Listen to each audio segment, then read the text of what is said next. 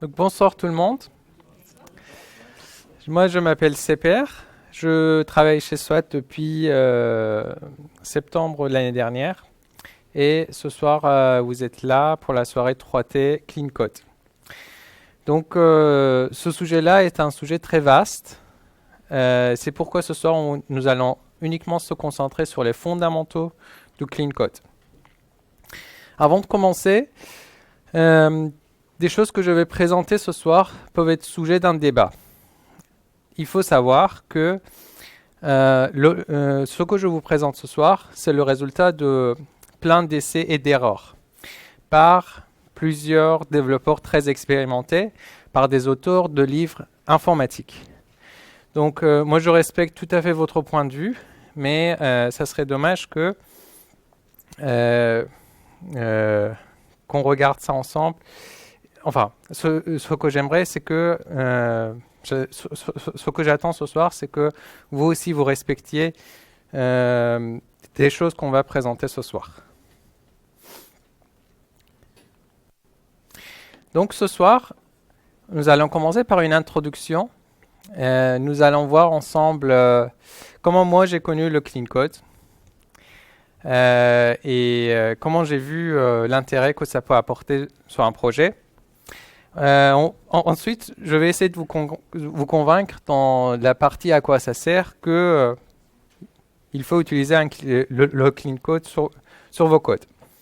Ensuite, on va comparer les caractéristiques d'un code pourri, le code qui n'est pas propre, et un code propre. Et surtout, nous allons voir pourquoi un code pourri va ralentir nos projets, pourquoi ça va nous ralentir pour avancer. Et la partie la plus intéressante, c'est de savoir comment faire. C'est là où on va avoir un pot de code et puis on va surtout se concentrer sur cette partie-là. Donc, pour commencer, ça c'est Robert C. Martin. C'est l'auteur du livre Clean Code. Moi, je me suis basé ce soir, ma présentation ce soir est clairement basée sur ce livre-là. Ça, c'est une version anglaise, mais il y a aussi une version française que vous pouvez trouver sur le marché. Robert C. Martin est connu sur le monde informatique sous le nom Uncle Bob. Donc, si vous avez entendu son nom, c'est bien ce monsieur-là.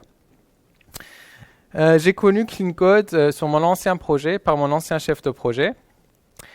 Qui est aussi présent ce soir ici. J'ai commencé par regarder quelques vidéos d'Uncle Bob et j'ai vu qu'effectivement ça peut apporter beaucoup de bonnes choses sur notre projet. Alors, à quoi ça sert le Clean Code? Pour commencer, je vais vous raconter une histoire. C'est une histoire que vous avez sûrement connue si vous avez 2 ou 3 ans d'expérience.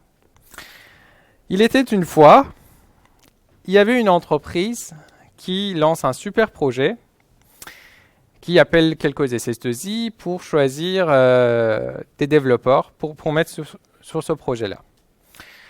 Le projet commence très bien. La première version, ça sort très vite, plutôt qu'au prévu. Le client est très content, la direction aussi, les développeurs qui se félicitent.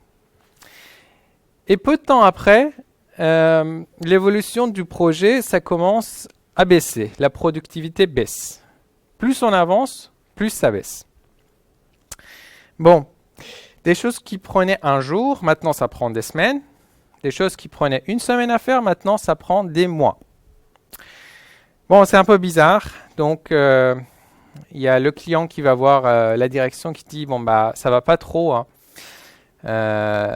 Les mecs, ils travaillent pas comme au début. » La direction, qu'est-ce qu'il sait faire? La seule chose que la direction sait faire, c'est d'ajouter des nouvelles personnes sur le projet pour espérer d'augmenter la productivité.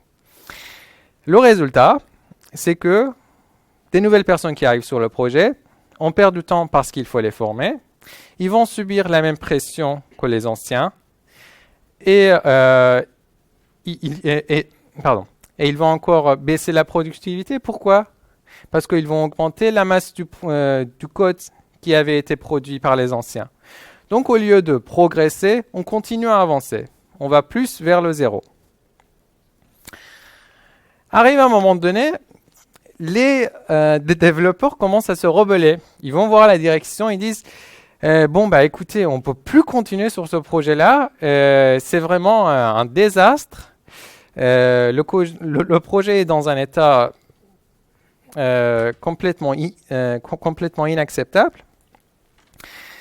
Et ce qu'ils demandent, c'est de refaire depuis le début un nouveau projet sur des bases solides, avec une nouvelle conception, avec des super technologies à la mode comme Angular ou React, comme si c'était la technologie qui faisait avancer les projets. La direction a peur. Pourquoi? Parce que y a déjà un projet qui est en cours, qui se passe mal. Il y a un nouveau projet qui doit se démarrer parce que bon, il n'a pas d'autre solution. Il se plie finalement par accepter cette idée et démarre un nouveau projet. Donc une nouvelle équipe se forme, c'est Dream Team. Dans Dream Team, il y a les meilleurs développeurs qui vont y entrer. Tout le monde veut être partie de cette équipe-là. Pourquoi? Parce que c'est un nouveau projet qui commence et personne ne veut travailler sur l'ancien projet qui était horrible. Il y a le client qui arrive qui dit « Mais attention, il y a mes exigences. Moi, je veux des nouvelles exigences sur la nouvelle version de mon projet. » Qu'est-ce qu'on fait? Bon, on va garder l'ancienne équipe sur l'ancien projet pour qu'ils puissent fournir des nouvelles fonctionnalités pour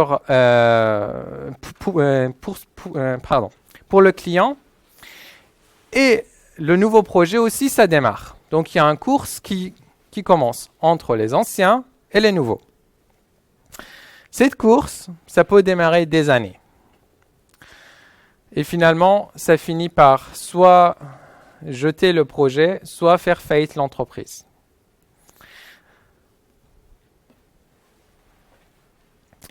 Les développeurs qui ont commencé sur l'ancien projet ou sur le nouveau projet, ils sont déjà partis. Si on va aller les voir, qu'est-ce qu'ils vont nous dire? On va leur poser la question, mais à ton avis, pourquoi ça s'est mal passé? Il y en a certains qui vont vous dire, ah ben en fait c'était le spec. Le client a fait un spec pourri, il n'était pas du tout en phase avec nos développements. Il y en a d'autres qui vont vous dire, ah ben en fait on travaillait avec un commercial très con, il n'arrêtait pas à nous mettre la pression, on ne pouvait pas avancer. Il y en a qui vont vous dire, c'était le client, il était très impatient, il était tout le temps sur nos dos, il ne nous laissait pas avancer.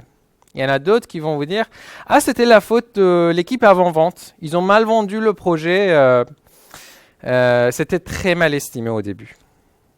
Mais moi je vais vous dire, c'est pas du tout la faute de toutes ces personnes-là, c'est la faute de nous les développeurs. C'est nous qui ont codé un masse de programme. C'est nous qui n'étaient pas professionnels, c'est nous qui n'ont pas respecté les règles du codage.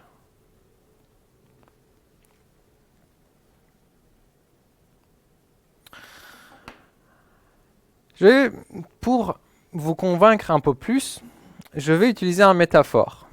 Vous avez sûrement été dans des restaurants japonais. Il y a un chef qui prépare des sushis, qui va très vite avec ses mains. Il sait très bien où se trouvent les fourchettes, où se trouvent les aliments, où se trouve l'assiette. Il travaille très vite, c'est très magique. Et il arrive cet instant où il pose votre assiette bien préparée, nickel, sur la table. À ce moment-là, si vous regardez son environnement de travail, tout est propre, tout est clean, tout est rangé. Ce qui lui permet de tout de suite commencer un nouveau plat, aussi rapidement. Vous avez sûrement vu un monsieur dans une émission de télé qui s'appelle Top Chef. C'est un chef étoilé qui va voir plein de candidats partout en France.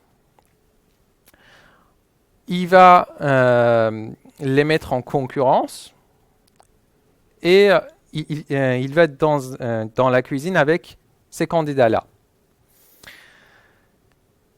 Il met la pression sur ces personnes-là pour qu'ils puissent préparer un plat présentable dans un temps très limité. J'ai entendu ce monsieur-là dire plein de fois aux candidats « Vous ne travaillez pas proprement ». Et il dit à chaque fois « La première règle de la cuisine, c'est de rester propre ». Quand il parle de la propreté, ce n'est pas uniquement se laver les mains, c'est de garder son environnement de travail propre.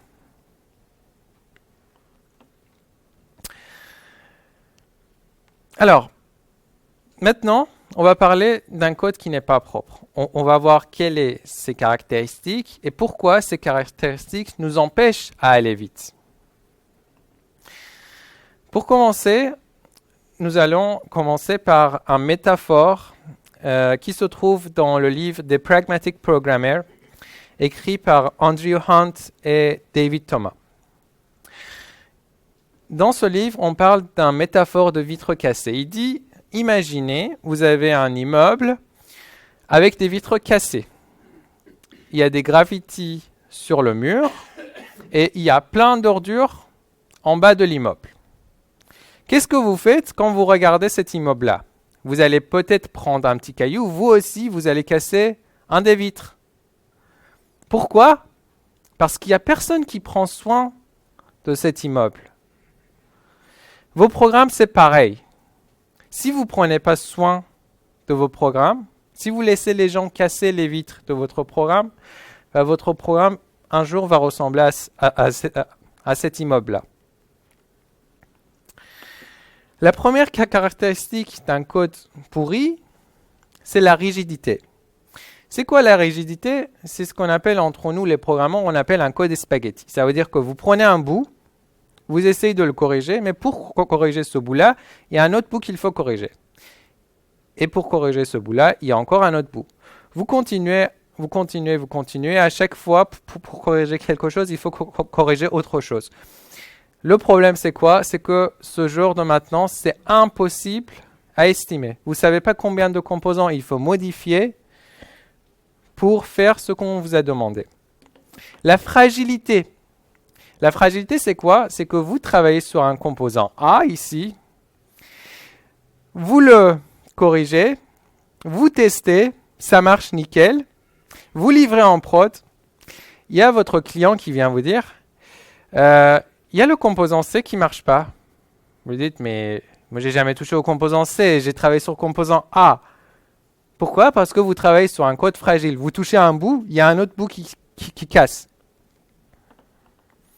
L'inséparabilité. L'inséparabilité, c'est quoi? C'est que vous avez du mal à isoler une partie de vos programmes pour pouvoir le réutiliser.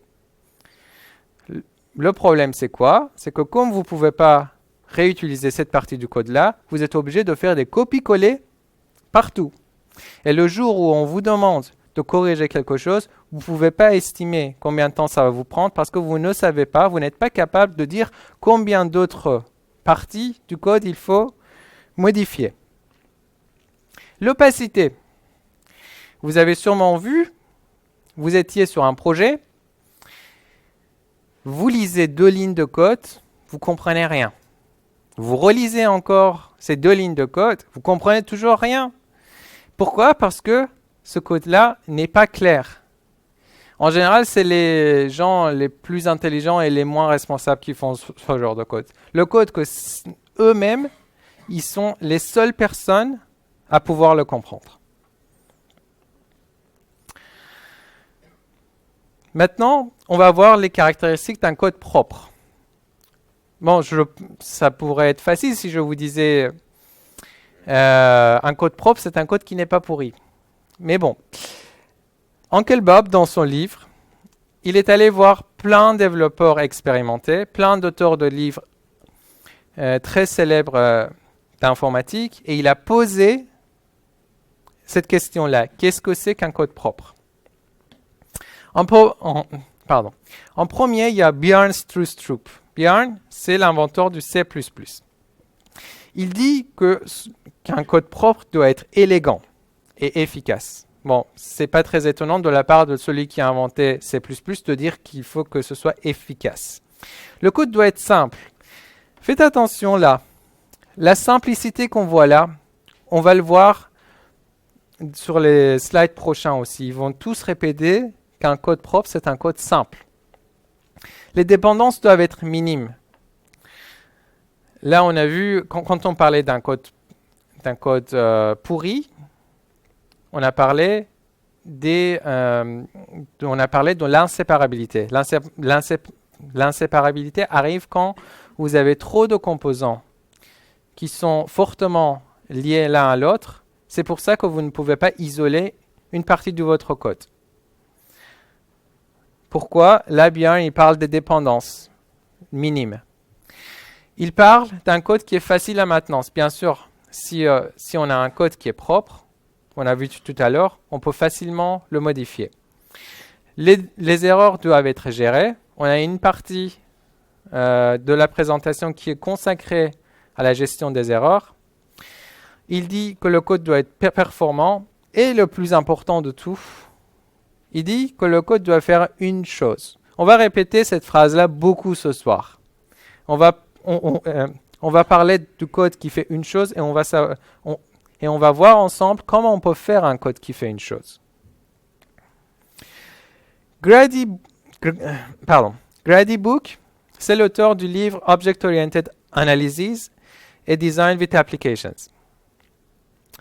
Lui, il met encore l'accent sur la simplicité. Il met l'accent sur la lecture facile du code.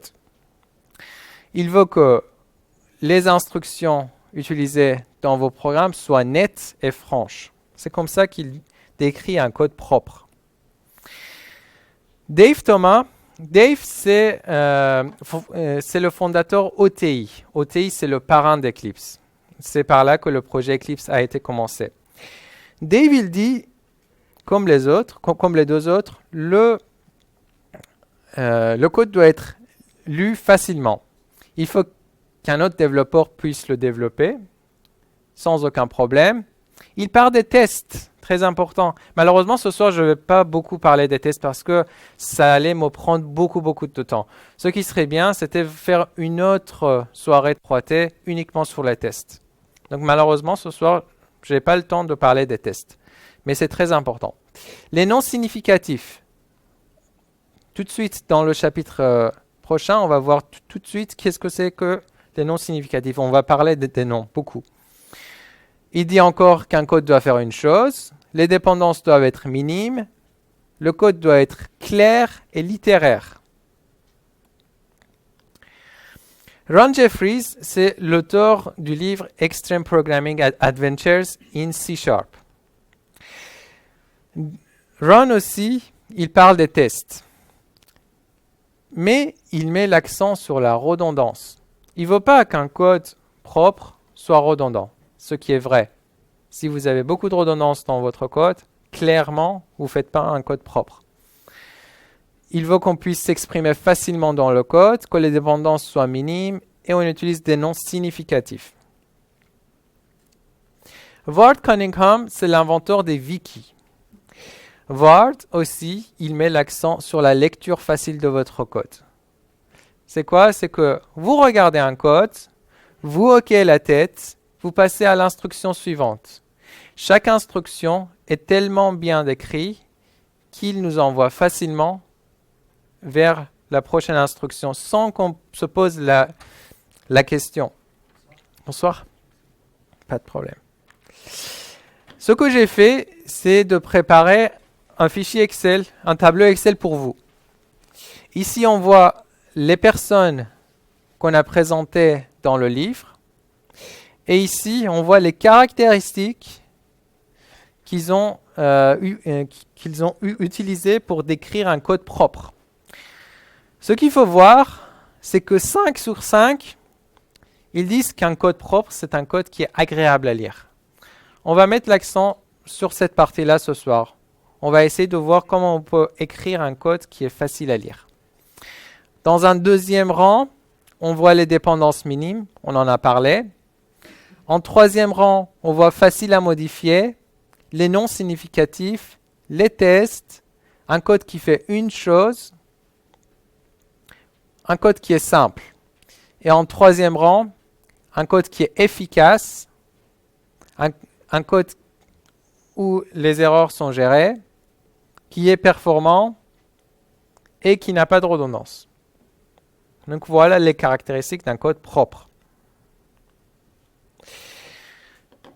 Si vous regardez un tableau, vous êtes capable de dire si ce tableau-là est bien peint ou mal peint.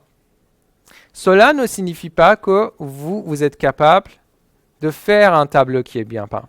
C'est pourquoi là, on va voir ensemble comment on peut faire un code propre. Et nous allons commencer tout de suite avec les noms significatifs. Je vais vous laisser 2 minutes pour regarder ce code et me dire ce code à quoi ça sert.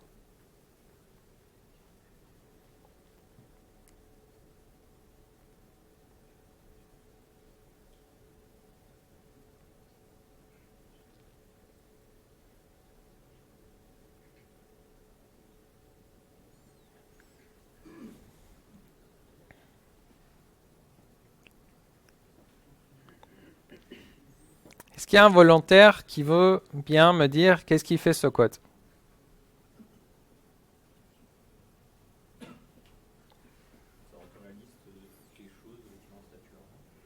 Voilà, très bien.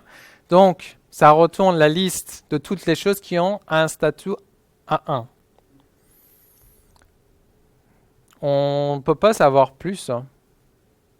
On ne sait pas de quoi il s'agit. Cette méthode-là, on ne peut pas savoir où on peut utiliser cette méthode. Pourquoi? Parce qu'on a mal choisi le nom des variables. GetDem, dem, c'est quoi? Liste 1, ça correspond à quoi? On ne sait pas. Thing, c'est quoi comme classe? Et X. Et là, le 1 ici, ça correspond à quoi? On ne sait pas. On pouvait avoir la réponse de toutes ces questions dans le code. Regardez, on va garder cette méthode-là qui est très simple. Pareil, on va uniquement changer les noms. Au lieu de getDem, en fait, c'est la liste des articles qui ont été achetés. Donc, on n'a plus besoin même d'aller voir dans le code. Uniquement avec le titre de cette méthode, on est capable de savoir où on peut l'utiliser. Maintenant, à l'intérieur de la méthode, liste 1, en fait, c'est shopping bag, c'est votre panier. C'est votre panier d'achat. On fait une boucle sur la liste des choses qu'on a achetées. Ce sont des articles. Donc, thing, c'est un article. Si le statut de l'article est acheté, à ce moment-là, on ajoute l'article dans le panier.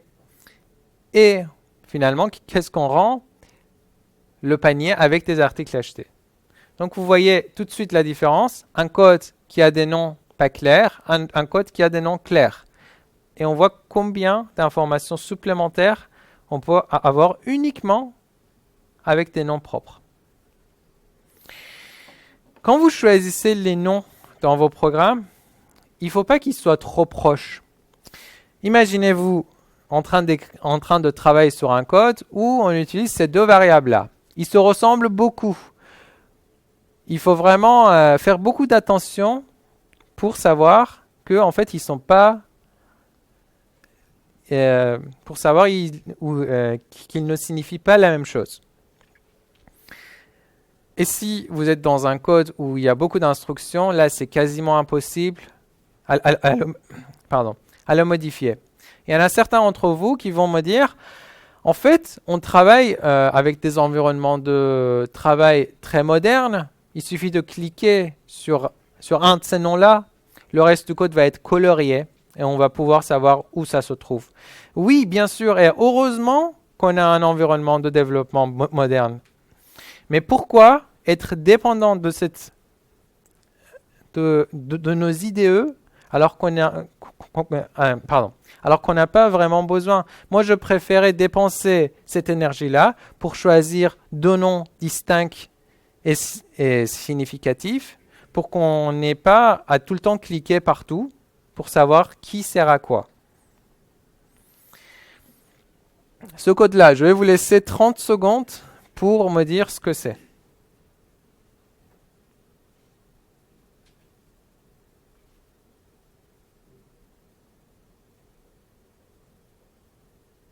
Alors?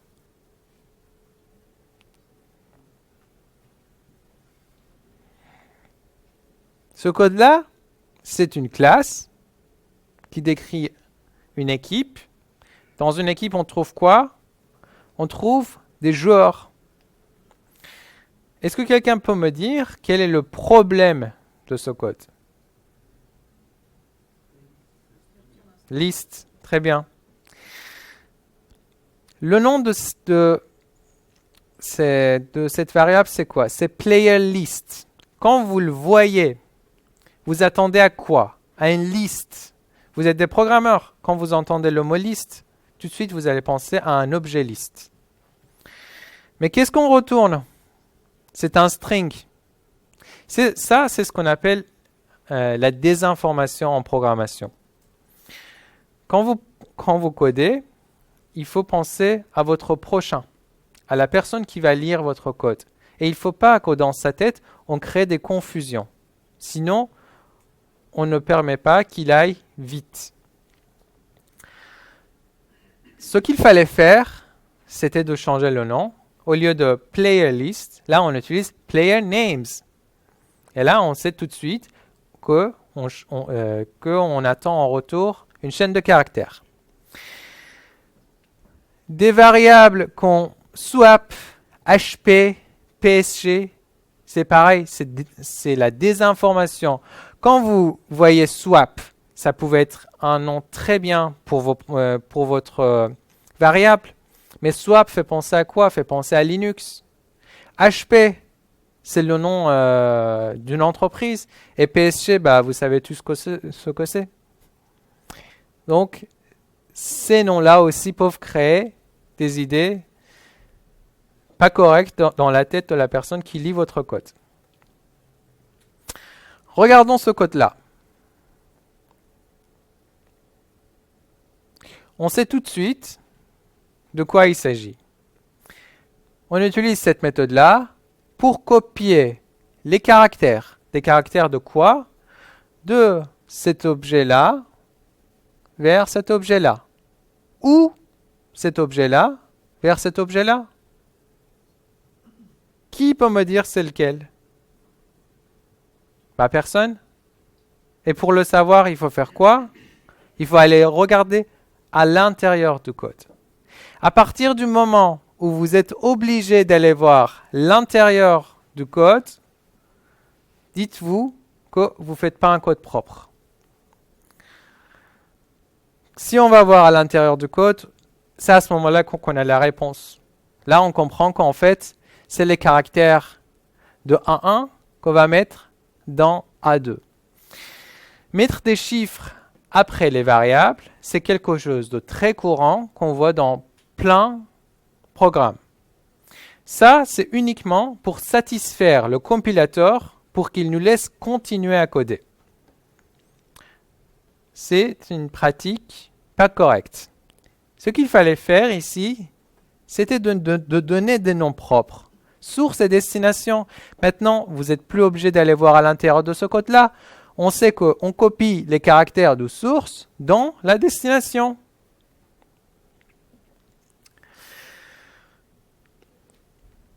Imaginez, vous allez découvrir un nouveau projet. Dans ce projet, il y a des classes qui s'appellent Product. Il y a d'autres classes qui s'appellent Super Product. Et il y a des classes qui s'appellent Product Info. Qu'est-ce que vous êtes censé de trouver dans Product Info qui n'existe pas dans Product? Comment vous pouvez savoir quelle information il faut trouver dans Super Product? Vous ne savez pas et vous ne pouvez pas le deviner. Pourquoi? Parce qu'on a choisi des noms trop généraux pour nos classes. Ça, c'est pourquoi il faut faire des distinctions significatives quand on choisit des noms.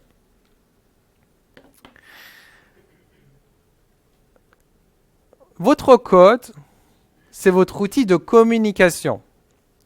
Vous utilisez votre code pour communiquer avec les autres développeurs. Quand vous faites la communication, qu'est-ce que vous voulez? Vous voulez que la communication soit simple. Vous voulez que la personne qui est à côté puisse comprendre ce que vous êtes en train de dire à votre interlocuteur. Si vous utilisez des noms comme BCR43Z2 ou GetWhy, à ce moment-là, déjà, votre interlocuteur, il n'est pas forcément capable de savoir de quoi vous parlez. Et puis, ça rend plus difficile votre communication. Par exemple, pour le cas de GetWhy, là, on pouvait utiliser GetYear.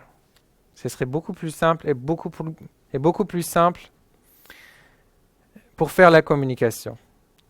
Donc, n'utilisez pas des noms qui ne sont pas prononçables. Utilisez toujours des noms prononçables dans vos programmes. Charles Simeoni, c'était un développeur C. Au moment où il programmait, il travaillait sur un langage où le compilateur ne vérifiait pas les types. Au moment où il codait, il n'avait pas un super environnement de développement, il n'avait pas un super IDE moderne qui lui indiquait le nom n'importe où il était en train de programmer. Qu'est-ce qu'il a fait pour résoudre ce problème? Il a inventé une notation. Et comme il était hongrois, on a appelé cette notation la notation hongroise. Ça consistait à quoi? Par exemple, pour dire qu'il était en train de travailler à un entier, il ajoutait un i devant le nom du variable. Ou pour un caractère, un si. On voit des exemples ici. Par exemple, s'il voulait dire que ma variable, c'est un pointeur de type flottant, il ajoutait pf devant val. Le problème de ça, c'est quoi? Au moment où il programmait, c'était génial. C'était super. Aujourd'hui, on travaille sur des environnements de développement très modernes. Il suffit d'aller avec la souris sur le nom du variable. On va voir tout de suite quel type on est en train d'utiliser.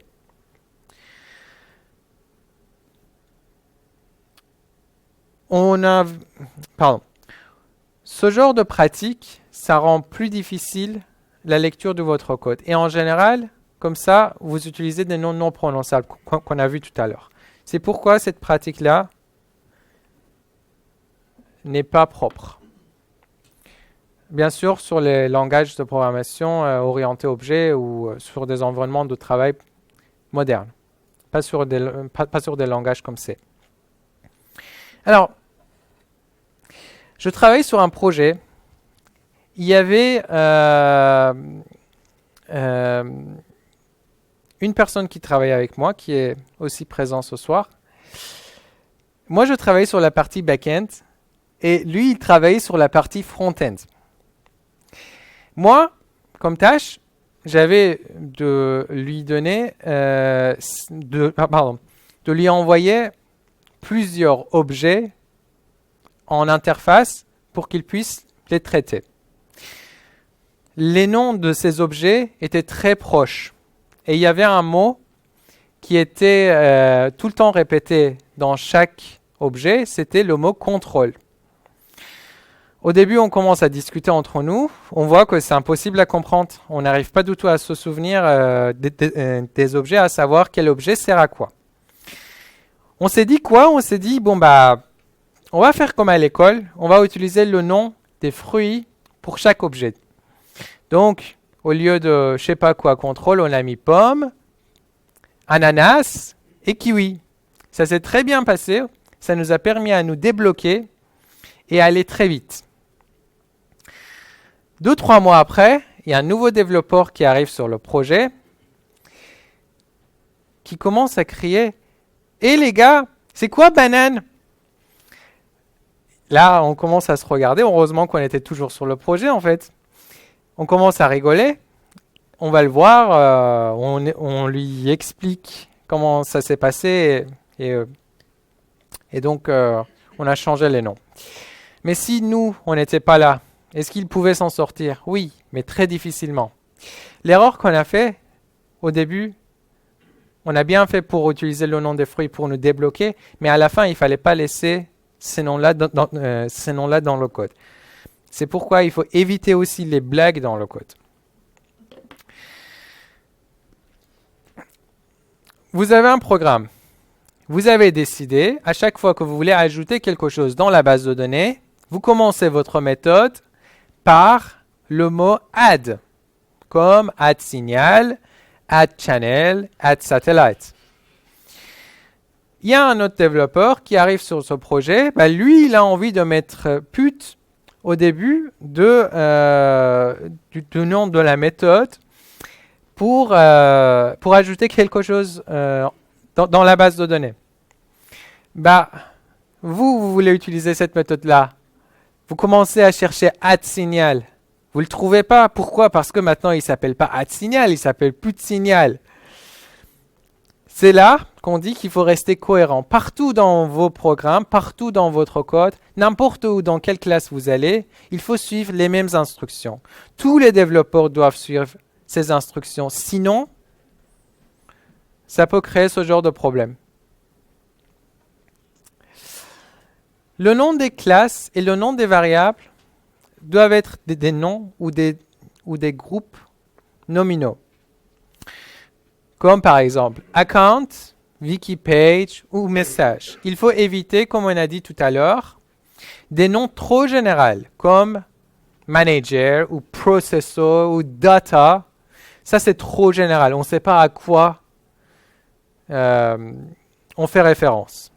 Les fonctions, soit ils font quelque chose, soit ils rendent quelque chose. Donc, il faut utiliser des verbes. Il faut utiliser des groupes verbaux pour les fonctions. Comme par exemple save ou delete ou isEmpty, pardon, pas isEmpty, postPayment. Des booléens, ils vous permettent de répondre à une question. Oui ou non, vrai ou faux. Ce sont des questions, donc il faut utiliser le verbe être dans le nom des booléens, comme isEmpty, isTerminated ou areEmpty, areTerminated. Les énumérateurs, ce sont des adjectifs.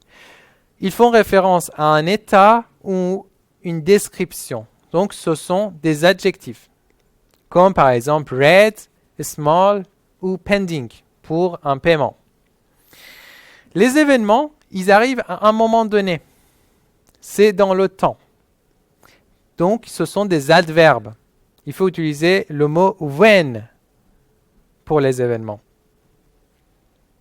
Comme par exemple, when clicked on button. À ce moment-là, il se passe quelque chose. Ce code-là, il suit les instructions que je vous ai présentées tout à l'heure. Donc, là, on comprend tout de suite que c'est un événement. Déjà, on voit le mot when.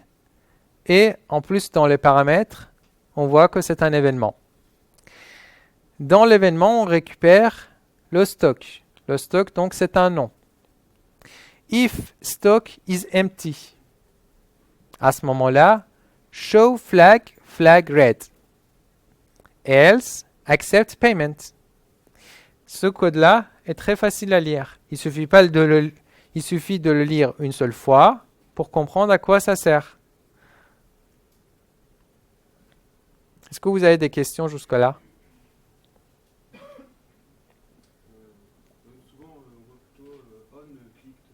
Oui, effectivement. On voit unclicked. Mais je pense qu'en meilleure pratique, c'est when. Parce que on, c'est vraiment l'action de cliquer sur quelque chose. Mais moi, je trouve que when, c'est mieux. La règle portée de longueur. Alors, concentrons-nous sur cette partie-là. on voit une boucle for. On voit une liste de test results. On utilise le nom tr pour chaque test result.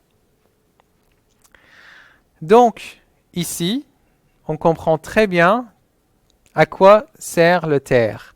Il fait tout de suite référence à là. Regardez, la portée de longueur entre la déclaration de tr et son utilisation est très courte. Pourquoi? C'est donc pourquoi ce nom-là est bien choisi. tr. Maintenant, regardons d. Est-ce que quelqu'un est capable de me dire à quoi correspond d? Non, on ne sait pas. Là, c'est Uncle Bob. C'est dans une de ses vidéos avec un sabre. Et il est en train d'expliquer la même chose dans sa vidéo. Il parle du même code que je vous ai présenté. Et il dit, regardez, tr est très bien choisi. Mais d, là, pour voir de quoi il s'agit, il faut aller tout au long du programme pour comprendre qu'en fait, c'est un document. Donc là, la portée de longueur est longue. Pourquoi? Donc, il faut choisir un nom long. Là, par exemple, il va aller mettre doc ou document, un nom plus long. Pour les classes et les méthodes, pardon, quand je dis méthode, comme je suis programmeur Java, à chaque fois, je fais référence à une fonction. Donc, pour les fonctions ou une classe, c'est l'inverse. Si vous travaillez sur une méthode privée qui fait référence à quelques lignes du code, vous avez besoin d'un nom long. Là, vous êtes dans le détail de votre programme. Donc, le détail doit être très pointu. Si vous travaillez sur si vous voulez une fonction publique qui fait référence à plein de choses, à ce moment-là, votre nom doit être court. Imaginez, par exemple, si dans la documentation Java, pour la classe file, au lieu de open, qui est un nom tout court et bien choisi, pourquoi? Parce que c'est une méthode publique, on avait open file and throw if not found. Ça ne serait pas du tout un bon nom. Et à chaque fois que vous vouliez l'utiliser, vous n'étiez pas très content. Ça, c'est un exemple. Ça, c'est un autre exemple. Là, on travaille sur une méthode publique qui s'appelle serve. Il fait référence à plein de détails. Quand on lit chaque ligne du code, try process instructions, show error, close and closing service in separate thread. Là, uniquement en lisant le nom de ces méthodes privées, qui sont longues parce que ce sont privées, on comprend tout de suite de quoi il s'agit. Si on a besoin de les modifier, on sait très bien où il faut aller pour modifier ce qu'on cherche.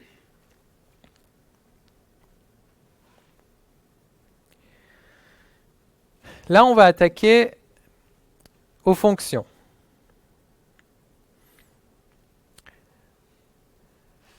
La première règle des fonctions pour un code propre, c'est que la fonction doit faire une seule chose. Là, quand je vous présentais un code propre, les caractéristiques d'un code propre, on a vu plusieurs personnes parler de faire une seule chose. Donc, la première règle, c'est qu'une fonction doit faire une seule chose. Comment on peut savoir si la méthode fait une seule chose? En général, en lisant uniquement le nom de la méthode, on peut le deviner. Si j'ai une méthode qui s'appelle getSatellite and Channels, là, il fait quoi? Il récupère les satellites et les chaînes. Il fait deux choses, il ne fait pas une seule chose. Si j'ai un nom qui est trop ambigu, comme Manage Information, là, on voit qu'on va traiter plusieurs informations différentes. Donc, on ne fait pas une seule chose. La deuxième règle d'une fonction, c'est qu'elle doit être petite. Cette deuxième règle fait tout de suite référence à la première règle. Une fonction qui est petite, il fait forcément une seule chose. Donc si vous essayez de garder vos fonctions la plus petite possible, vous vous approchez à faire une seule chose. Uncle Bob, dans son livre, pour nous aider à faire des fonctions qui font une seule chose, il a inventé une règle. La règle, ça s'appelle « extract until you drop ». Ça veut dire quoi? Ça veut dire que vous avez une longue méthode, vous extraire, on extrait, on extrait, on extrait, on extrait, et comme ça, on réduit la taille de notre fonction. On va faire un exemple. Regardons ce code-là. Je vais vous donner 2 minutes pour lire le code et comprendre de quoi il s'agit.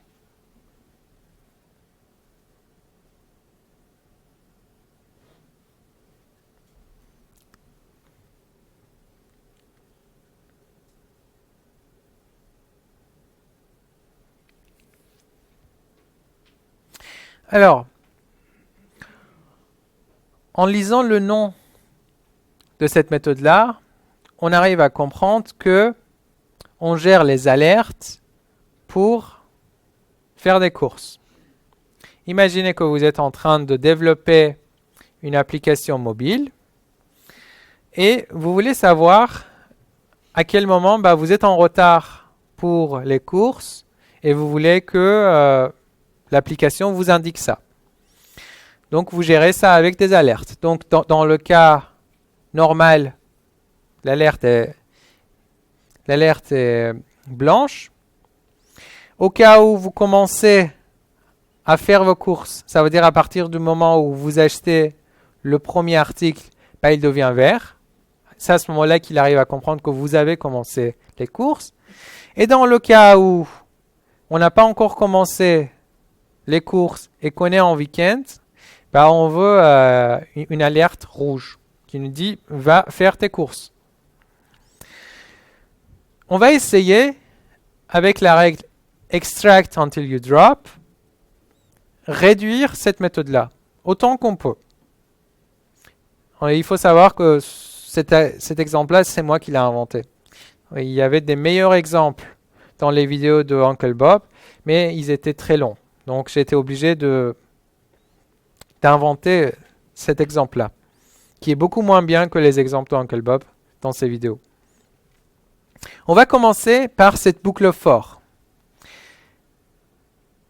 On va mettre ça dans une méthode privée qui s'appelle at least one article is bought. C'est ce qui se passe en fait ici. On veut savoir si un article est acheté. À ce moment-là, on sait qu'on a commencé les courses. Donc l'alerte devient verte.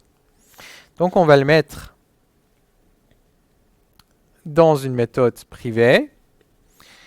Et à partir du moment où le premier article est acheté, l'alerte est verte.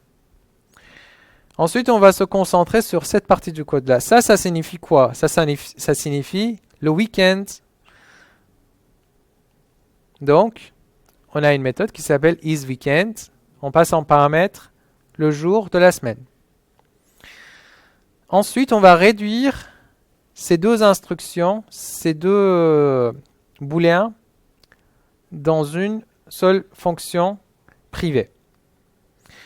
On veut savoir si on est en retard pour faire les courses. Donc, is late for shopping, avec le jour de la semaine. On peut choisir des meilleurs noms. Day of week, c'est quoi? C'est aujourd'hui. At least one article is bought, c'est quoi? C'est pour savoir si on a commencé ou non à faire les courses. Donc, is shopping started au lieu de at least one article is bought. Et today au lieu de day of week, ce sont des meilleurs noms. Donc, voici comment on a réduit le code à quelque chose de plus simple. Bien sûr, on peut encore extraire cette partie-là, mais ça ne nous apporte plus rien. C'est pourquoi on va s'arrêter là. Ce code-là a un problème. Est-ce que quelqu'un peut me dire quel est le problème de ce code?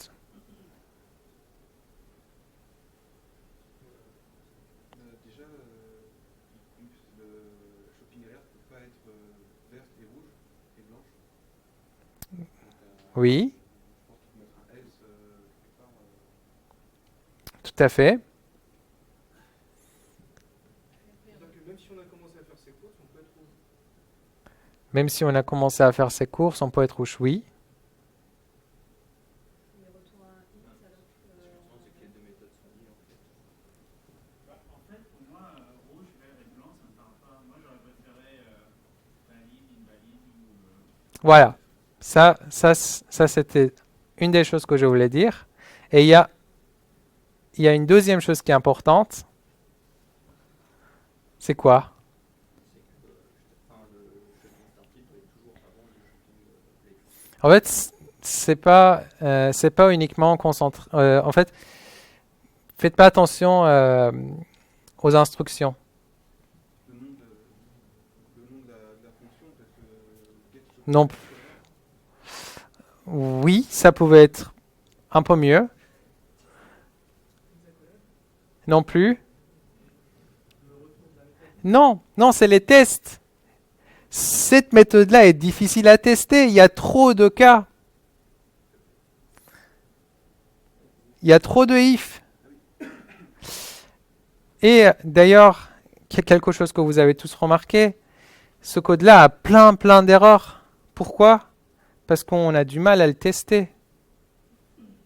c'est en fait la partie de l'inversion de dépendance. Il faudrait lui injecter Exactement. Exactement. Ou il faut utiliser la polymorphisme. Ce code-là, on va voir plus tard comment on peut corriger ce genre de cas, ce genre de beaucoup de if ou des switch cases, parce que ce sont difficiles à tester. Et comme vous voyez ici, on peut faire plein d'erreurs dans un code comme ça. En fait, ce code-là est facile à lire, mais a plein de problèmes. Pourquoi? Parce que c'est difficile à tester.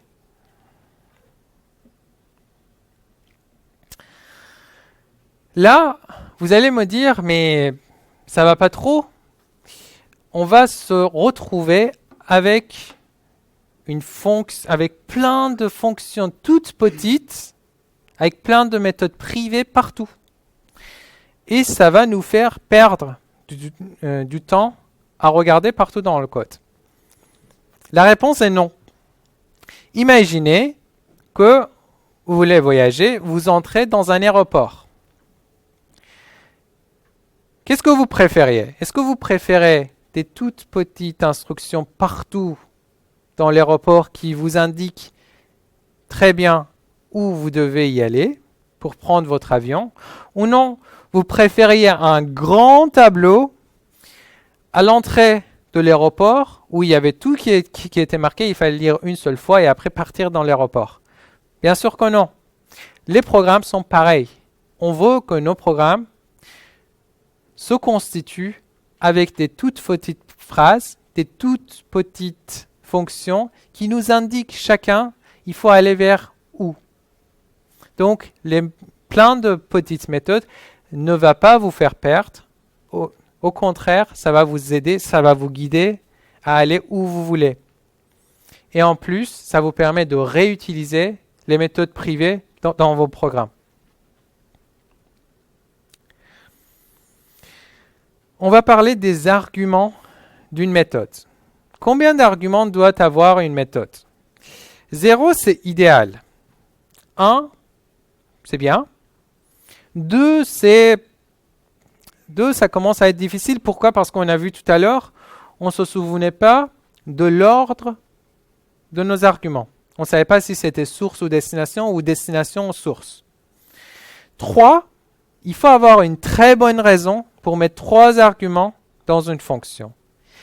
Et à partir de 4, au-delà de 3, il faut utiliser des objets. Sinon, ça devient trop compliqué. Les arguments rendent trop compliqués nos fonctions. C'est pourquoi il faut les éviter autant que possible.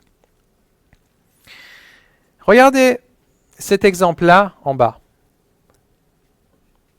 Qu'est-ce qu'il fait cette méthode-là? Il nous dessine un cercle.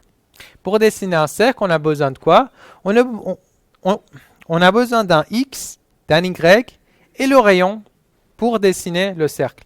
Parfait, cette méthode-là, c'est très bien. Mais le X et Y, ça fait quoi? Ça fait un point, très bien. Et ce point, c'est quoi? C'est le centre du cercle. Alors, qu'est-ce que vous préfériez? Avoir une méthode avec 3 arguments X, Y et rayon, ou 2 arguments, un point qui regroupe le X et Y et le rayon. Celui-là est plus simple à utiliser et plus simple à se souvenir. Il faut éviter les booléens dans les arguments. Les booléens rendent très compliqué la fonction. Regardez ici en bas. On a une méthode pour savoir si il fait beau. Les arguments sont true, false, true, true. Alors, qui peut me dire is weather good, true, false, true, true fait quoi? Bon, pour savoir un peu plus sur la méthode, on va voir sa description. On va voir sa signature. On voit que true, ça correspond au soleil, false, c'est le vent, true, c'est la pluie, et true, c'est les nuages. Mais même avec cette information-là, on n'est pas capable de dire quel est le résultat de cette fonction-là. Et encore pire, les tests. Les tests que vous devez faire pour couvrir tous les états de cette méthode-là. Il y a 16 tests à faire. Vous n'allez jamais faire les 16. Hein. On sait. Hein. En même temps, si je multiplie le nombre de fonctions, ça va pas réduire le nombre de tests non plus. Hein. Bien sûr, sauf que là, on sait très bien à quoi on adresse, qu'est-ce qu'on cherche, quel est le résultat qu'on cherche. Chaque méthode a un seul test. Et c'est beaucoup plus facile à maintenir en fait. Les booléens, alors je reviens sur, je reste ici. Qu'est-ce qu'il fallait faire dans ce cas-là? Les booléens ont 2 états. Un état vrai, un état faux. Il faut donc faire une méthode pour l'état vrai, une méthode pour l'état faux. Comme ça, vous n'aviez qu'un seul test à faire pour chaque méthode. Les nuls sont pareils. Il ne faut pas passer des nuls dans les arguments d'une fonction. Quand on passe un nul, on a encore 2 cas. Un cas qui est nul, un cas qui n'est pas nul. On ne fait pas une seule chose, on fait 2 choses. Soit le cas est vrai, soit le cas est faux, on fait 2 choses. Soit le cas est nul, soit le cas n'est pas nul, on fait 2 choses. Pour là, on a une méthode qui s'appelle getPos. Si on voit la signature, on voit que l'argument c'est un objet personne. Cette méthode-là, on va l'utiliser pour savoir le n plus 1 d'un employé. Mais il y a un cas, c'est le PDG, il n'a pas de n plus 1, il est chef de tout le monde. Donc certains développeurs mettent nul en argument et ils gèrent ce cas-là en passant à nul. Le problème c'est quoi? C'est que non seulement vous gérez 2 cas, mais en plus, vous risquez un null pointer exception. Null pointer exception en Java, c'est quoi? C'est quand vous essayez de manipuler un objet qui n'est rien du tout. À ce moment-là, à l'exécution de votre programme, vous avez un null pointer exception. Donc, c'est encore pire que les booléens. Non seulement ça fait plusieurs choses, mais en plus, ça peut créer des null pointer exception. À chaque fois, vous devez vérifier les null pointer exception. La solution serait de créer une autre méthode qui est getChairman. Comme ça, vous n'allez pas passer nul dans les arguments. Arguments sortants et entrants. Arguments sortants, c'est quoi? C'est des arguments... Pardon. Les arguments entrants, c'est quoi? Les arguments entrants, c'est ce qu'on a habitude de voir. C'est un argument, on passe en paramètre. On va utiliser ces valeurs pour produire un résultat. Et à la fin, on rend ou non cet résultat-là. Argument sortant, c'est quoi? C'est un argument que vous passez en paramètre de votre fonction, mais au cours de route, son état change. Sa valeur initiale n'est plus pareille que sa valeur quand la fonction est terminée. Ça peut poser problème. Pourquoi? Parce qu'il faut aller regarder à l'intérieur du code ce qui s'est passé. Quelqu'un qui lit votre code, il sera surpris de voir l'argument qu'il est passé en entrée, ça a été modifié au cours de route. Donc il doit aller voir à chaque instruction pour comprendre ce qui se passe. Là, on a un exemple. On a une méthode qui ajoute un pied de page à un report. Qu'est-ce qui se passe ici? Le report qu'on a passé en paramètre va être modifié à l'intérieur. On ne sait pas comment. Et donc, il faut aller voir à l'intérieur du code, voir ce qui se passe. La solution serait de déclarer report comme variable globale et à chaque fois ajouter ce qu'on veut. Par exemple, ajouter le pied de page. Comme ça, on sait très bien qu'est-ce qu'on fait avec report. On n'est pas obligé d'aller voir à l'intérieur de getFooter pour voir ce qui se passe. Alors, ce que je vous propose, c'est de faire une pause, là, de 10 minutes. Vous pouvez manger. Et quand on revient, on va parler des switch cases. Alors, on va recommencer. On va parler des instructions switch case. Les switch cases sont à éviter dans nos programmes. Pourquoi? En général, les switch cases sont très longs. Et ils ont tendance à grandir de plus en plus. Pourquoi? Parce qu'à chaque fois, il y a un nouveau cas qui arrive qui fait grandir nos switch cases. C'est très rare de voir un switch case qui fait une seule chose. En général, les switch cases sont faits pour faire plusieurs choses. Donc déjà, il ne respecte pas la première règle qu'on a dit qu'il faut qu'une fonction fait une seule chose. Et ils ne sont pas orientés objet. Bon. Pourquoi on dit ça? Et est-ce que ça a vraiment une importance que ce ne soit pas orienté objet? Il y a aussi cette question, comment on peut les résoudre? Pour commencer, je vais vous parler un petit peu de la polymorphisme de programmation orientée objet. Imaginez, vous avez un composant A et un composant B. Le composant A a une dépendance vers le composant B. Ça veut dire quoi? Ça veut dire que dans le composant A, on a quelque chose qui fait référence au composant B. Donc, pour exécuter le composant A, il faut aussi exécuter le composant B. Ça, c'est ce qu'on appelle un flux de contrôle. Autre chose, c'est que dans le composant A, on a quelque chose comme import ou include qui fait référence au composant B. Ça, c'est une dépendance du code qu'on a de A vers B. Pour diminuer la dépendance entre ces deux composants-là, qu'est-ce qu'on fait en programmation orientée objet? On utilise une interface entre les deux composants. De cette manière-là, le composant A dépend de l'interface. Le composant B dérive de l'interface. Comme ça, l'exécution de A, quand on exécute A, il exécute toujours le module B. Donc, le flux de contrôle est toujours dans ce sens-là. Par contre, on n'a plus un import ou un include de A vers B. Donc, A ne connaît plus le composant B. À partir de ce moment-là, le composant A, il s'en fout de ce qui se passe ici. qu'on ajoute le B, qu'on ajoute un autre module ici, qu'on supprime le B ou qu'on le modifie, le composant A reste toujours pareil. On va appliquer la même chose sur les instructions switch case.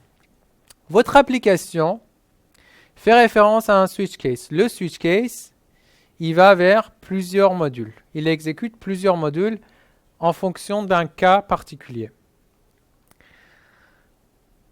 Si on applique ce qu'on a dit sur le switch case, ça veut dire supprimer le switch case, le remplacer par une classe abstraire et chaque module ici, maintenant ils vont représenter une classe qui dérive cette classe abstraite. Comme ça, votre application n'a plus de connaissance de ces modules-là. Si on ajoute une classe dérivée ici, qui dérive de cette classe abstraite, l'application continue à marcher. Si on supprime tout ça, pas tout ça. Si on supprime 2, l'application va toujours continuer à marcher.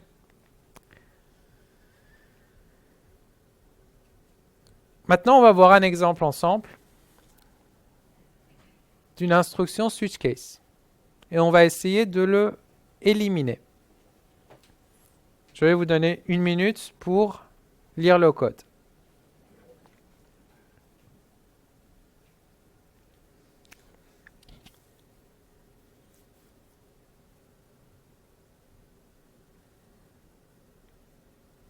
On voit que le code, il fait référence à une fonction qui permet de définir le montant d'une cassette vidéo qui est en location. Ce montant-là, en fonction du genre de film, peut être différent. Le problème ici, c'est quoi? C'est que demain, j'ai un nouveau genre, action. Donc, il faut l'ajouter ici. Encore un nouveau genre, roman. Il faut ajouter ici. Donc, cette fonction-là va augmenter de taille au fil du temps. L'autre problème, c'est quoi? C'est que ce genre de switch case, ils sont toujours répétés partout dans toutes nos classes. Parce qu'à chaque fois, il y a un cas différent. Et pour ce cas différent, il faut faire quelque chose de différent. Donc, si on modifie un endroit, il faut modifier plein d'autres endroits. Et imaginez, si vous n'avez pas de test unitaire, que vous oubliez de modifier un seul endroit, là, le code ne va plus marcher. Qu'est-ce qu'on peut faire pour résoudre ce problème-là? C'est de créer une classe abstraite, movie. La classe abstraite a une seule méthode ou plusieurs. Il peut y avoir plusieurs méthodes. Qui est determinant. Donc, on voit ici, en fonction de chaque cas, c'est pareil que ce nom-là. Chaque genre est une classe propre qui dérive de cette classe abstraite. Donc, chacune des classes, donc Children Movie, Regular Movie ou New Release Movie, vont avoir une méthode et à chaque fois, ils vont faire une instruction propre à cette méthode-là. Et pour les utiliser, c'est très facile. On déclare un Children Movie et on appelle la fonction qu'on cherche. Comme ça, il n'y aura plus de switch case. À chaque fois dans votre code, vous voulez appeler une méthode, il suffit de le déclarer et l'appeler. Si vous voulez, à un moment donné, changer les calculs, par exemple pour les films enfants, vous allez toucher un seul endroit. C'est ici, c'est dans cette classe-là. Vous n'allez pas toucher partout. Donc, pourquoi? Là, on voit pourquoi les switch cases peuvent nous ralentir et comment on peut les résoudre en utilisant la polymorphisme. Est-ce que vous avez des questions? On peut revenir sur Là, En fait, il me semble que tu déplaces le problème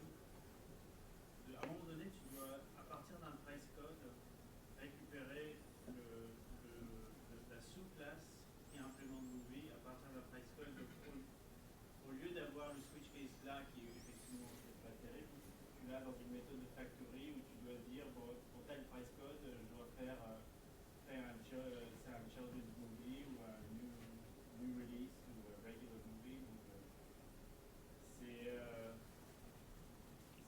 disons que effectivement, c'est un tout petit peu plus propre en termes de dépendance. Oui. Mais le switch case, il est toujours là, il est juste ailleurs dans un factory quelque part. En fait, je suis pas vraiment d'accord. Pourquoi? Parce que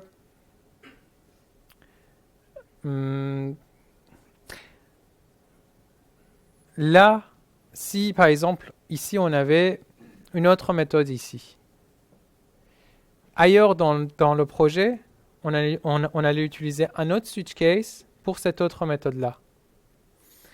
Et comme ça, on allait répéter nos switch cases partout dans le code. Alors que ici, si par exemple on a une deuxième méthode qui s'appelle x, ou determine je ne sais pas quoi, bah là, on allait aussi définir cette deuxième méthode à cet endroit-là. Et dans le cas où on voulait faire une modification, bah, on attaquait uniquement ici. Dans ce que tu dis, enfin, la différence avec ce que tu dis, c'est que on n'a plus, pour chaque cas, un switch case différent quelque part dans le code. C'est ça la différence en fait. C'est qu'il y a un seul endroit isolé qu'on va modifier. Les switch cases sont supportables à partir de quel moment? À partir du moment où on les isole quelque part dans notre programme. Et ça, c'est vraiment le cas. C'est vrai que le switch case existe de quelque manière, mais là, on les a isolés. Pour les modifier, on utilise un seul endroit. En fait, c'est un déplacement de la responsabilité. C'est pas au code appelant de choisir, en fait, de faire le choix de l'implémentation. Mm-hmm. En fait, c'est l'abstraction en fait qui va te retourner, qui va faire le boulot pour toi, qui va dire voilà, Tout à fait. tu vas te retourner telle implémentation pour telle catégorie C'est par ça. rapport à la valeur que tu veux prendre. Exactement. Et c'est exactement ce qu'on dit ici, c'est que l'application, il n'a plus de connaissance des classes dérivées. Il a une connaissance de la classe abstraite, il a une connaissance de chacune des méthodes qu'il peut appeler, mais après, l'implémentation de chacune de ces méthodes-là vont être vraiment propres et isolées à un tout petit endroit de votre code. Et c'est ça qui fait la différence. Effectivement, le switch case dans la logique, ça existe, mais maintenant, il est isolé quelque part et plus jamais répété. Ouais, après, tu peux effectivement passer du switch case, mais il faut établir des règles. En fait. Tu rajoutes toutes les implémentations dans une liste. Par exemple, tu dis à chaque implémentation une règle, et après tu boucles sur tes trucs pour ressortir l'implémentation qui va correspondre. C'est pas forcément compliqué. Ouais. Après, ça, je répète encore, ça c'est vraiment un cas que j'ai. Ça c'est un test que j'ai pris, un code que j'ai pris, que j'ai un peu modifié pour vous expliquer la logique. Comment on peut éliminer un switch case to code dans un temps limité et dans un slide tout petit. Je ne peux pas vous montrer beaucoup de code. Mais si vous allez voir par exemple les vidéos d'Uncle Bob, là il parle d'un projet, d'un vrai programme qui marche, et là il le découpe en tout petits morceaux. C'est là qu'on voit vraiment la force du clean code. Et là, l'intérêt, en fait, c'est le respect de la norme open code de Solid. Là, ce que ça permet de faire, c'est que ça permet d'avoir un code qu'on ne va pas modifier. Le code, il est centralisé, on n'a plus besoin d'y toucher. Tout à fait. Si on a besoin d'ajouter quelque chose, du coup, ça va se faire. On rajoute une nouvelle classe, mais c'est transparent pour tout le reste du code. Exactement. Dans des endroits qui sont centralisés et qu'on risque de casser quelque chose qui ne concerne pas la fonction. Bravo. La fonction qu'on va modifier. Bravo. Ce qu'il dit, c'est que si on casse quelque chose ici, l'application va pas être impactée. C'est tout à fait correct ce qu'il dit.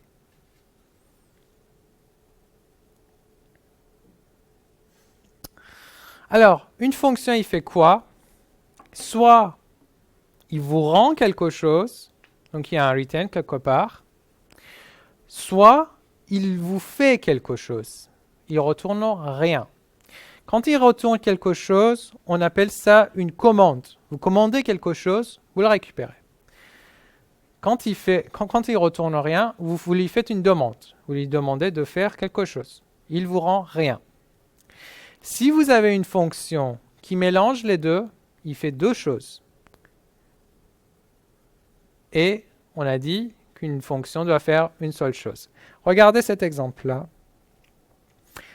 On a un module authorizer qui vous permet à vous loguer avec un username et un password. Il y a un S qui manque ici.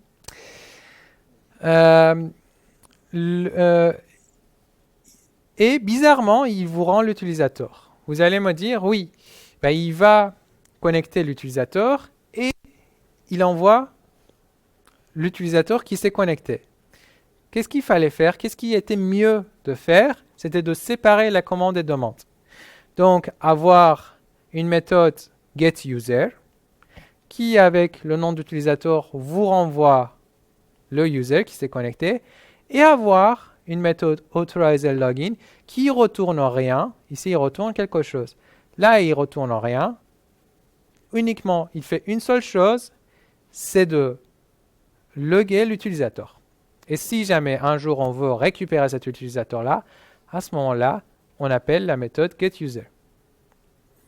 Là, c'était donc ne pas séparer les commandes et des demandes dans une fonction. Retour au milieu d'une boucle. Quel est le problème? Le problème, c'est que ça rend difficile à lire, ça rend difficile à simuler dans vos têtes le fonctionnement d'une méthode. Pardon. Ici, on a une boucle for. Il a plusieurs if partout. Et au milieu de chaque if, on fait un break ou un return. C'est pareil. Quand vous voulez simuler, quand vous regardez cette méthode-là, c'est difficile de savoir ce qu'il fait exactement. La solution serait, au lieu de faire plein de return ou break partout, de déclarer ici une variable globale et uniquement faire un seul retour à la fin de votre programme. Ça, c'est ce qu'on appelle une programmation structurée. La programmation structurée, c'est quoi? C'est qu'on a une entrée et uniquement une sortie. Bien sûr, je ne parle pas des méthodes très simples comme celui-ci. Là, en un clin d'œil, on peut savoir ce qui fait cette méthode-là. Au cas où le premier pair est si une paire est le premier, on envoie le résultat du match. Sinon, on retourne 0. Dans ce cas-là, il n'y a aucun problème de faire un return ici. Mais dans un cas compliqué, faire un return au milieu d'une boucle, ça rend très compliqué la lecture de votre code. Les classes. La première des règles des classes, c'est aussi comme les méthodes. Il faut que la classe doit être la plus petite possible. Pour les méthodes, une méthode petite, c'était quoi? C'était une méthode avec peu de lignes. Rappelez-vous la règle extract until you drop. Pour les classes, pour savoir si une classe est vraiment petite ou non, on parle de responsabilité. Si dans une classe on gère plusieurs responsabilités, la classe n'est pas assez petite. Imaginez ce code-là. Là, on parle d'un composant swing qui gère le focus sur quelque chose. Quand on regarde les méthodes publiques de cette classe-là, on voit qu'effectivement, il y a 2 méthodes qui gèrent le focus. Par contre, il y a 3 autres méthodes qui gèrent la version de notre composant. Là, on voit qu'on manipule 2 choses différentes. La version, le focus. Des choses qui n'ont aucun lien l'un avec l'autre. La solution serait quoi? La solution serait quoi? C'était de sortir ces trois méthodes dans une autre classe pour gérer les versions. Et à ce moment-là, on allait même pouvoir les utiliser pour d'autres composants. Là, j'ai répété une chose que j'ai dit au début. Si vous n'arrivez pas à choisir un nom facile à comprendre, un peu ambigu comme manager ou processor, là, on est sûr et certain, on est en train de travailler avec une classe qui a plusieurs responsabilités. Il y a une autre méthode pour savoir si la classe est assez petite ou non. À chaque fois, imaginez de décrire en 2 ou 3 lignes ce qui fait votre classe. Si vous voyez les méthodes, si vous voyez l'utilisation des mots comme si, et, ou, mais, là, c'est que vous êtes en train de travailler avec une classe qui fait plusieurs choses, qui a plusieurs responsabilités. La gestion des erreurs. À un moment donné, dans votre programme, quelque chose se passe mal. Il faut gérer ce cas-là. C'est très bien. Par contre, la gestion des erreurs ne doit pas masquer la logique de nos fonctions. Ils ne doivent pas prendre dessus de notre code. On va voir comment. Dans un premier temps, on va parler des exceptions et des codes d'erreur. Les exceptions, en Java, c'est quand quelque chose se passe mal. À ce moment-là, le compilateur vous affiche une exception.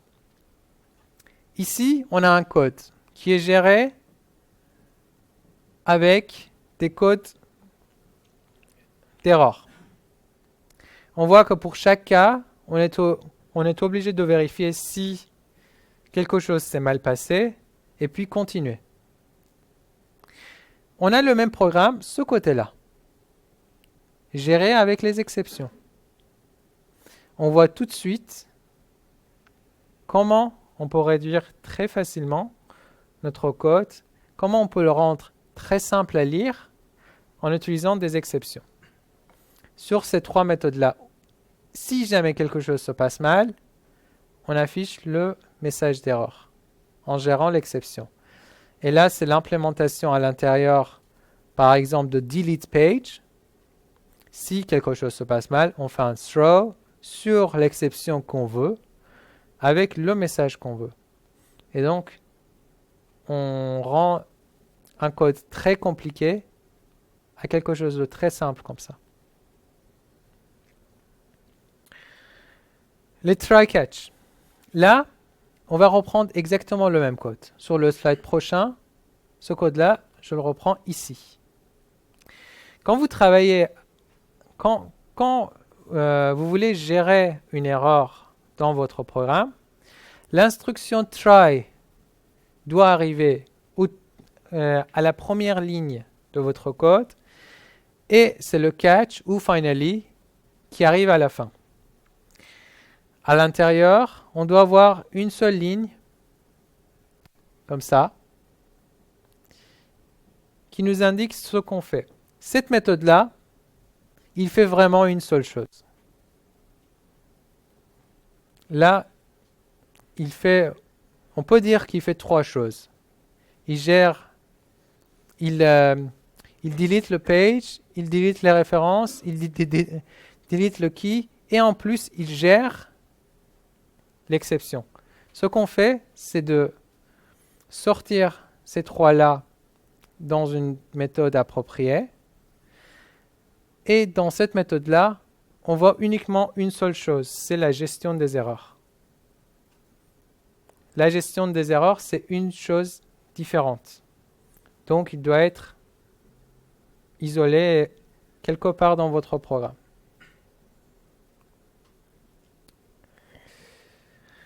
Les exceptions vérifiées et non vérifiées. À part langage de programmation Java, dans les autres langages orientés objets, on n'a pas ces notions-là. La notion exception vérifiée ou non vérifiée, on ne l'a pas. Pour les programmeurs Java, il faut préférer d'utiliser des exceptions non vérifiées. C'est quoi une exception non vérifiée? C'est quoi une exception vérifiée? Une exception vérifiée, c'est une exception qui est gérée par le compilateur. Pour créer une exception de ce genre, on étend de la classe exception de Java. Une exception non vérifiée, c'est quoi? C'est une exception qui est gérée à l'exécution de votre programme. Le compilateur, il ne le vérifie pas. Pour créer ce genre d'exception, on étend de runtime exception ou de la classe error en Java. Maintenant, quel est le problème? Une exception vérifiée, quand on utilise une exception vérifiée, imaginez que vous avez un module, il a un try catch ici. Tous les autres modules, toutes les autres méthodes qui font référence à cette méthode en haut niveau qui gère les erreurs, ils ont une connaissance de cette méthode de haut niveau. Ça veut dire quoi? Ça veut dire que si je modifie la signature de cette méthode-là haut niveau, il faut que je modifie toutes les autres méthodes qui sont plus bas niveau, mais qui font référence à cette méthode-là. On va voir un exemple tout de suite ensemble. Là, j'ai une classe avec une exception vérifiée. Bad URL exception, c'est une exception que moi j'ai créée. Ici, on voit une méthode de haut niveau qui utilise cette exception-là, qui gère cette exception-là. Cette méthode de haut niveau fait référence à une méthode de plus bas niveau qui est read data from URL. Comme on utilise une exception vérifiée, si jamais je change la gestion des erreurs ici, par exemple, si j'ajoute un autre catch ici, pour une autre exception que j'ai créée, je suis obligé de aussi modifier cette méthode-là, en ajoutant throws, bad URL exception, et le deuxième exception que j'ai créé. Donc, on voit que les classes bas niveau ont une connaissance du classe haut niveau. On modifie là, il faut modifier là, là et là. Ce qui est problématique. Là, on a exactement le même code avec une exception non vérifiée. Là, on étend notre exception de la classe runtime exception. On a exactement le même code qu'ici. Il fait référence à une méthode de bas niveau. Cette méthode de bas niveau gère son exception, mais ici on voit qu'il n'y aurait pas de changement. Si on va gérer une autre exception ici, cette méthode-là, ça va pas bouger. Donc là, on a des exceptions qui sont isolées quelque part. On modifie un seul endroit, cette modification reste à cet endroit-là. Ce n'est pas propagé dans les classes, dans les méthodes au plus haut niveau ou plus bas niveau.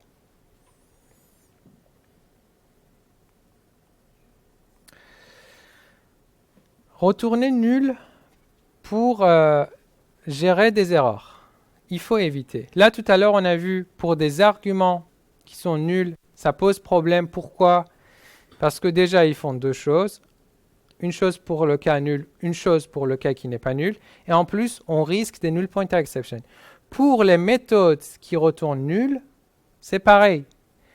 On risque un null pointer exception.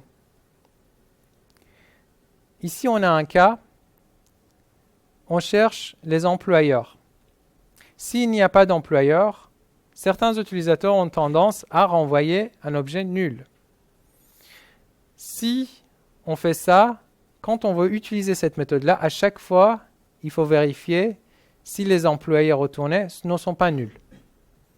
Et si on oublie, on risque un null pointer exception dans notre programme. Ici à droite, on a le même code, sauf que au lieu de nul, on retourne une collection vide. On retourne un objet. On ne retourne pas nul. À l'utilisation, on voit qu'on n'a plus besoin de gérer le fait que l'objet employé est nul ou pas. Donc on ne risque plus le null pointer exception. Est-ce que vous avez des questions jusque-là?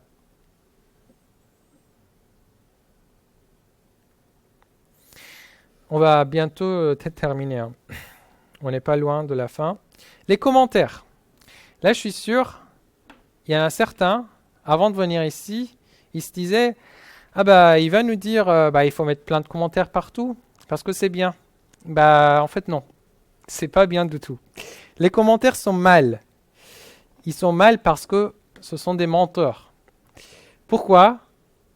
Parce que vous écrivez un programme, vous mettez un joli commentaire par-dessus. 2 jours après, vous revenez sur ce code-là, vous modifiez le programme que vous avez écrit, mais vous oubliez de modifier votre commentaire. Vous déplacez ce code-là ailleurs, vous oubliez de déplacer le commentaire avec. C'est pourquoi ils ne disent pas la vérité. En général, les commentaires, ils ne disent pas la vérité. La vérité existe uniquement dans le code. Vous allez me dire, oui, mais un bon programmeur, il doit aussi prendre soin de son commentaire. Bien sûr, c'est très bien. Mais moi, je préférais de dépenser cette énergie à gérer les commentaires, à choisir des noms corrects et significatifs. Si vous choisissez un nom correct et significatif pour vos variables, pour vos classes, pour vos méthodes, vous n'aurez plus à avoir besoin des commentaires. On a vu tout à l'heure une méthode qui est privée, qui a un nom long et bien choisi. Il n'a pas besoin d'un commentaire. Donc, dès que vous voyez un commentaire dans le code, éliminez-le. Même votre IDE vous aide à ignorer vos commentaires. Pourquoi? Il l'affiche en couleur gris très clair. Comme ça, vous ne le voyez pas. Ça vous permet à l'ignorer.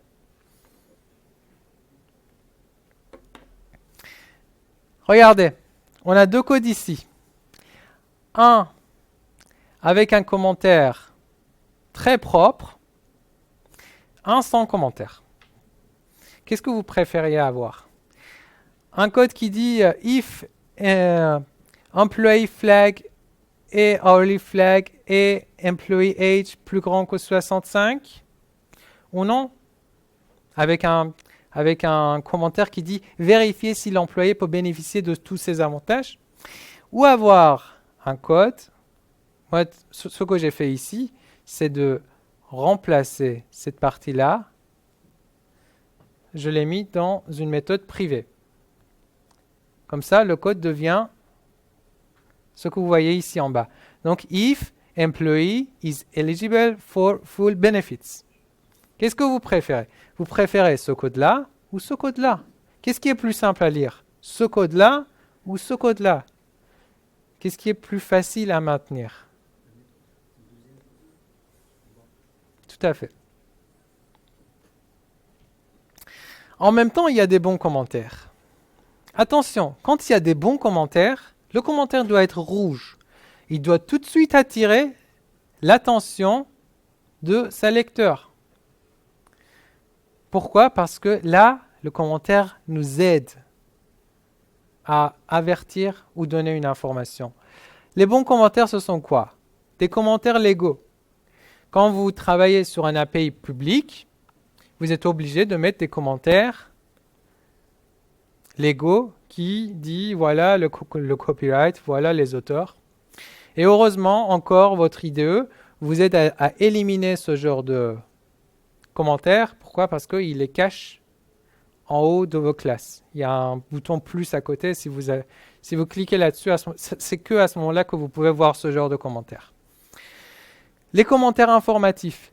Imaginez, vous travaillez sur une expression régulière. Les expressions régulières sont très difficiles à comprendre. C'est pourquoi un bon commentaire par-dessus des lignes peut très vite nous débloquer et nous dire à quoi ça sert cette expression régulière. Pour expliquer une intention, imaginez, vous travaillez sur un problème compliqué. Pour ce problème compliqué, il y a plusieurs solutions. Vous avez choisi une solution particulière pour une raison particulière. Il faut mettre cette explication dans le code pour que si un autre développeur arrive sur ce projet-là, qui voit ce code-là, arrive à comprendre tout de suite pourquoi vous avez choisi cette solution. Avertir les conséquences. Imaginez, vous avez un test unitaire sur un fichier très volumineux qui prend 4 minutes à l'exécution. Vous mettez @ignore par-dessus de cette classe et à ce moment-là, il faut aussi mettre un commentaire. Vous mettez un commentaire si vous voulez perdre du temps, lancez ce test-là. Ce test, c'est un test temporaire.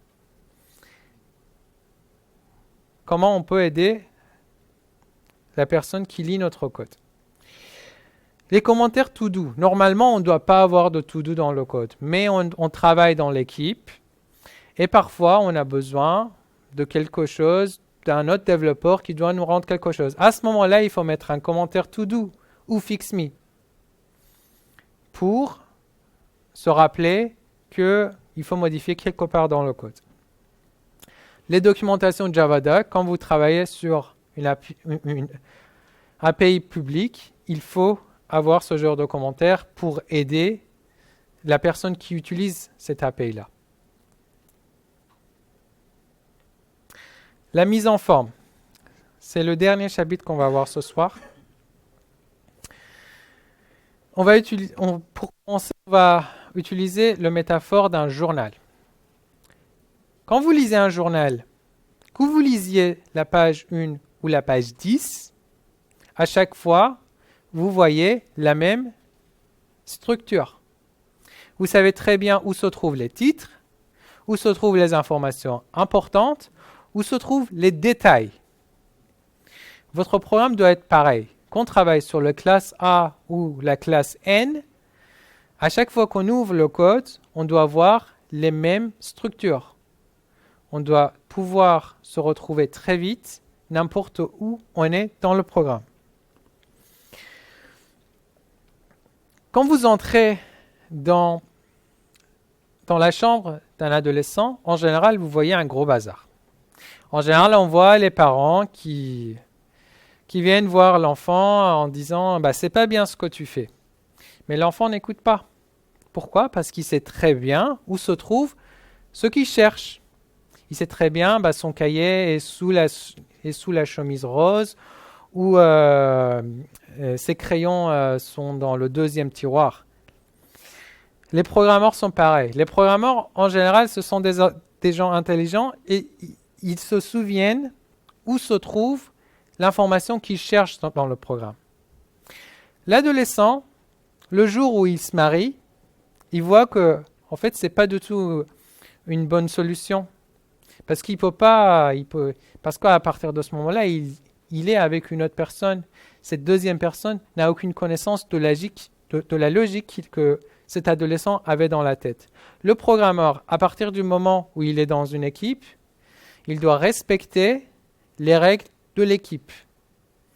Au début du projet, on choisit une structure et tous les développeurs qui ont tous décidé ensemble de cette structure-là doivent le respecter.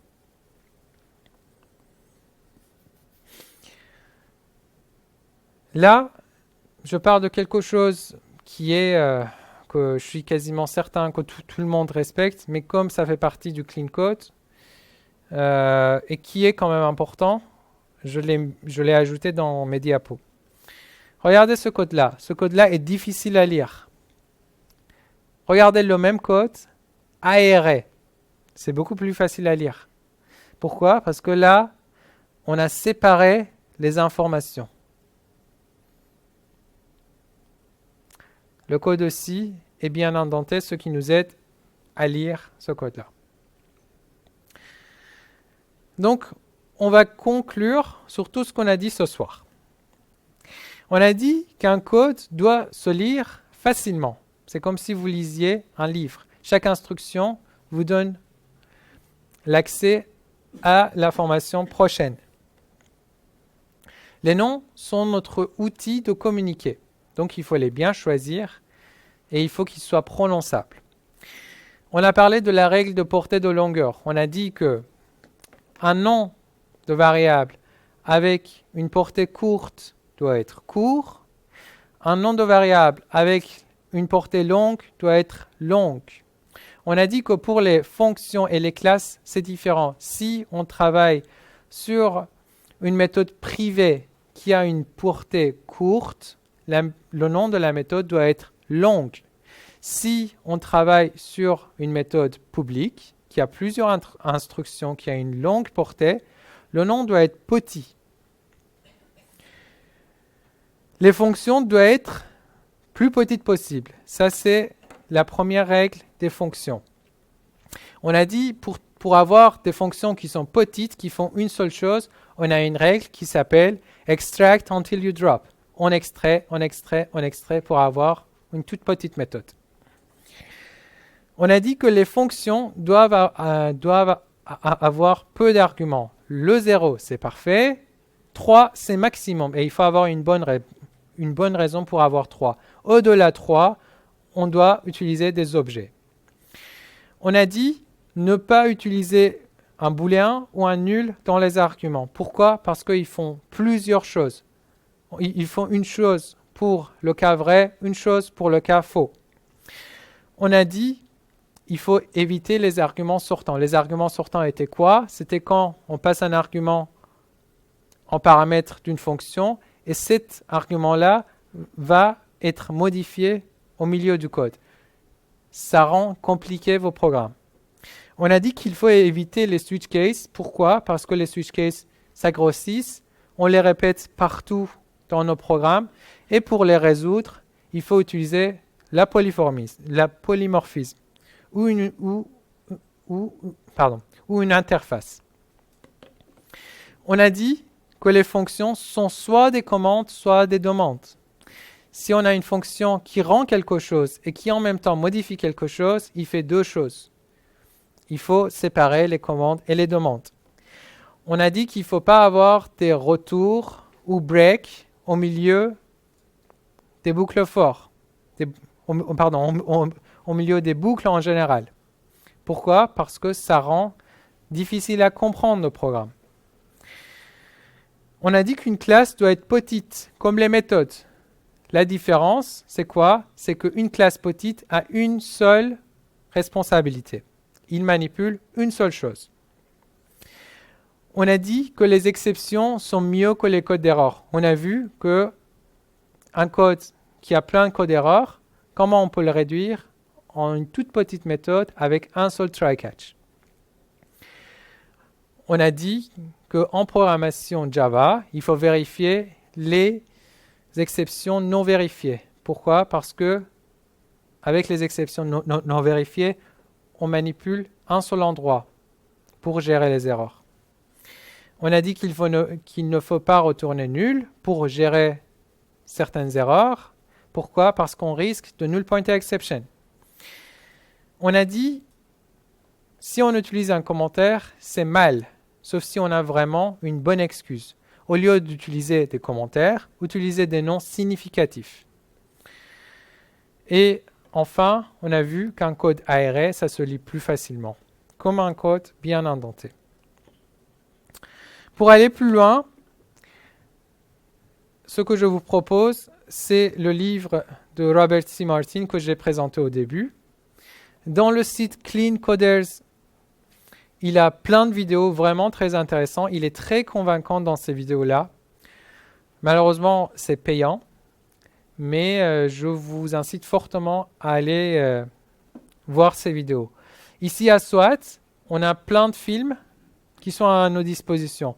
Ce que je proposerais, c'est aussi avoir des vidéos Uncle Bob pour que nos développeurs puissent les regarder quand ils veulent. Et en dernier point, on a une formation Clean Code ici à SWAT. Donc si vous êtes intéressé, vous pouvez y participer. Pour finir, on va faire référence à une phrase, à une règle dans le livre Clean Code. Ça s'appelle la règle de Boy Scout. Les Boy Scouts, ils disent quoi? Ils disent « Rendez votre monde meilleur avant de le quitter ». Cette phrase vient